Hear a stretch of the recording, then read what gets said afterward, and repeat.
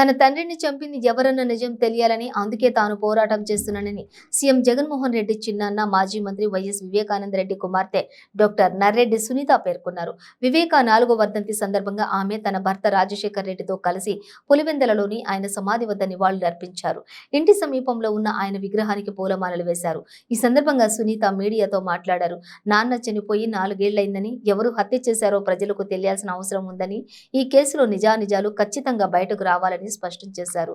నాకు తెలిసిన విషయాలన్నీ ఎప్పటికప్పుడు దర్యాప్తు సంస్థకు తెలియజేస్తున్నానని, తెలిసిన విషయాలు తెలియజేయకపోయినా కూడా తప్పేనన్నారు. నాన్న హత్య కేసు విషయంలో కుటుంబ సభ్యులపై ఆరోపణలు చేస్తున్నానని కూడా తెలుసునన్నారు. వారి ప్రమేయం ఉందని నమ్ముతున్నందునే అన్ని విషయాలు సిబిఐకి తెలియజేస్తున్నానని అన్నారు. చనిపోయిన మొదట్లో నాకు ఎవరో చెప్పారు, కడప కర్నూలు ఇది మామూలే కదమ్మా, ఎందుకు సర్ప్రైజ్ అవుతున్నారు ఇట్లా జరిగింది అని చెప్పి. అది తప్పు అని ప్రూవ్ చేయాలి అంటే కనుక ఇట్లాంటిది మళ్ళీ జరగకూడదు. నా ప్రయత్నం అంతా అంతే. ఇది ఇట్లాంటి సంఘటనలు ఇంకొకరికి ఎప్పుడూ జరగకూడదు. అది ఆ ఒక్క పర్పస్, ఆ ఒక్క ధ్యేయంతోనే ఈ పోరాటం. నిజం బయటకు రావాలి. నిజం బయటకు వస్తే ఆటోమేటిక్గా ఫ్యూచర్లో ఇటువంటి ఇన్సిడెంట్స్ జరగకుండా ఉంటాయి. ఇంకొకరి ఫ్యామిలీకి హెల్ప్ అవుతుంది. ఈ ఇన్వెస్టిగేషన్లో ఉంది. ఈ టైంలో నేను దేని గురించి మాట్లాడకూడదు. అది మాట్లాడితే అది తప్పు. నాకు ఏమైనా ఇన్ఫర్మేషన్ ఉంటే అది నేను ఇన్వెస్టిగేషన్ ఏజెన్సీకి చెప్పాలి. అది చెప్పకపోవడం కూడా తప్పే. నాకు తెలిసిన విషయాలు ఏ రోజు దాచలేదు. ప్రతి విషయము ఎప్పటికప్పుడు, అప్పుడు ఇనిషియల్గా సిట్తో కానీ ఇప్పుడు సిబిఐతో కానీ ఉన్న విషయాలన్నీ చెప్తున్నాం.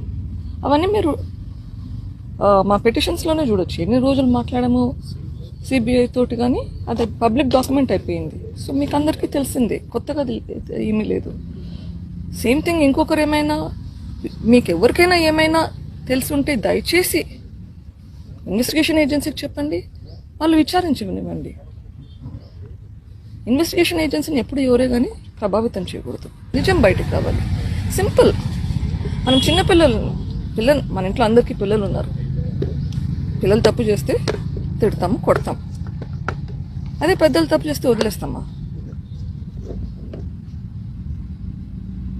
పిల్లల్ని ఎట్లా తప్పు చేస్తే ఖండిస్తాము, పెద్దలను కూడా అట్లానే చేస్తేనా వ్యవస్థ ఇంప్రూవ్ అవుతుంది. డెవలప్మెంట్తో పాటు తప్పు చేసిన వాళ్ళకి శిక్ష పడితేనే కదా నెక్స్ట్ ఇంకొకరు చేయడానికి ఆలోచిస్తారు.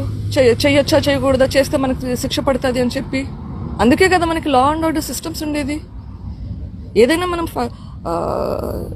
ఇంప్రూవ్ చేయాలంటే ఆ సిస్టమ్ తోటే కదా మనం ఫైట్ చేయాలి. సో అగైన్ ఈ ఎఫర్ట్లో చాలామంది అసలు తెలియని కూడా తెలియదు ఎవరో హెల్ప్ చేస్తున్నారు. వాళ్ళందరికీ మళ్ళీ చెప్తున్నాను, చాలా చాలా కృతజ్ఞతలు.